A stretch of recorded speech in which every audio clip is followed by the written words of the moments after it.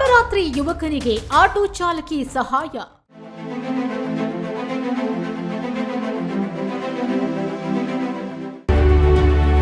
ಕಡಿಮೆ ಹಣ ಪಡೆದು ಹೃದಯವಂತಿಕೆ ಮೆರೆದ ಮಹಿಳೆ.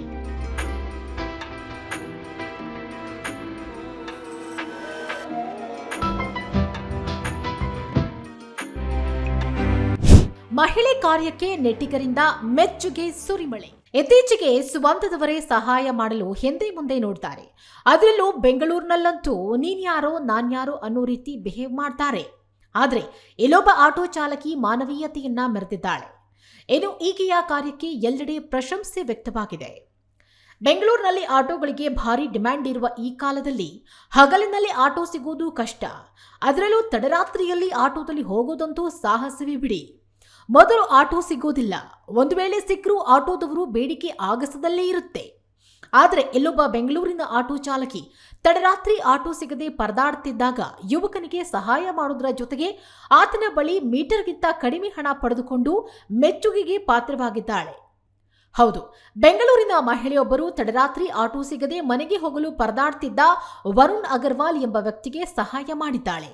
ಈ ಕುರಿತು ತನ್ನ ಸೋಷಿಯಲ್ ಮೀಡಿಯಾ ಪೋಸ್ಟ್ನಲ್ಲಿ ಹಂಚಿಕೊಂಡಿದ್ದಾರೆ.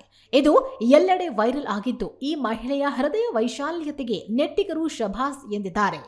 ಇನ್ನು ಸವಾರ ವರುಣ್ ಅಗರ್ವಾಲ್ ಈ ಬಗ್ಗೆ ತನ್ನ ಎಕ್ಸ್ ಖಾತೆಯಲ್ಲಿ ಬರೆದುಕೊಂಡಿದ್ದಾನೆ. ಇಂದಿರಾನಗರದಲ್ಲಿ ಯಾವುದೇ ಕ್ಯಾಬ್ಗಳು ಲಭ್ಯವಿರಲಿಲ್ಲ ಮತ್ತು ಹಲವಾರು ಆಟೋ ಚಾಲಕರು ಕೋರಮಂಗಲಕ್ಕೆ ನನ್ನನ್ನು ಕರೆದೊಯ್ಯಲು ನಿರಾಕರಿಸಿದ್ರು. ಹಾಗಾಗಿ ನಾನು ಬೇರೆ ದಾರಿ ಇಲ್ಲದೆ ಸುಮಾರು 1 ಕಿಲೋಮೀಟರ್ವರೆಗೂ ನಡೆದುಕೊಂಡು ಬಂದೆ. ಆಗ ಪಕ್ಕದಲ್ಲೇ ರಸ್ತೆ ಬದಿಯಲ್ಲಿ ಒಬ್ಬ ಮಹಿಳೆ ತನ್ನ ಆಟೋ ನಿಲ್ಲಿಸಿದ್ದನ್ನ ಕಂಡು ನಾನು ಆಕೆಗೆ ಆಟೋ ಕೇಳಿದೆ.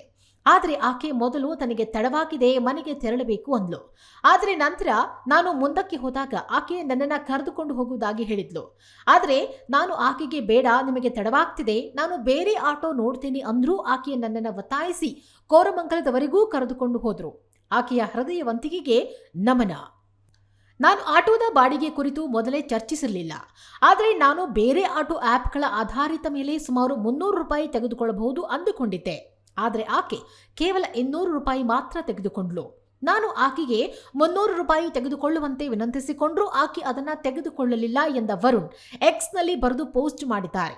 ಬಹುಶಃ ಇತ್ತೀಚಿನ ದಿನಗಳಲ್ಲಿ ನಾನು ಅನುಭವಿಸಿದ ಅತ್ಯುತ್ತಮ ಆಟೋ ಅನುಭವಗಳಲ್ಲಿ ಇದೂ ಒಂದಾಗಿದೆ.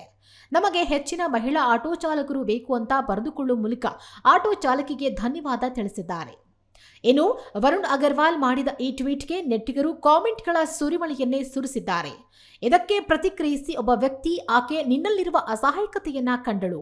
ತಾಯಿಯ ಹೃದಯ ಮಾತ್ರ ಆ ನೋವನ್ನ ನಿಜವಾಗಿಯೂ ಅನುಭವಿಸಬಲ್ಲದು ಎಂದು ಬರೆದುಕೊಂಡ್ರೆ, ಇನ್ನೊಬ್ಬ ವ್ಯಕ್ತಿ, ಇದು ಒಂದು ಹೃದಯ ಸ್ಪರ್ಶಿ ಅನುಭವ. ಬೆಂಗಳೂರಿನ ಆಟೋ ಚಾಲಕರು ದೇಶದ ಅತ್ಯುತ್ತಮ ಜನರಲ್ಲಿ ಒಬ್ಬರು. ಅವರು ನಿಜವಾಗಿಯೂ ಕಾಳಜಿ ವಹಿಸುತ್ತಾರೆ ಮತ್ತು ಇತರೆ ನಗರಗಳಿಗಿಂತ ಭಿನ್ನವಾಗಿ ತಮ್ಮ ಪ್ರಯಾಣಿಕರನ್ನ ಚೆನ್ನಾಗಿ ನಡೆಸಿಕೊಳ್ತಾರೆ ಅಂತ ಬರೆದುಕೊಳ್ಳುವ ಮೂಲಕ ಆಟೋ ಚಾಲಕಿಯ ಸಹಾಯದ ಮನೋಭಾವವನ್ನ ಮೆಚ್ಚಿಕೊಂಡಿದ್ದಾರೆ. Varun M, Speed News Kannada, Bengaluru.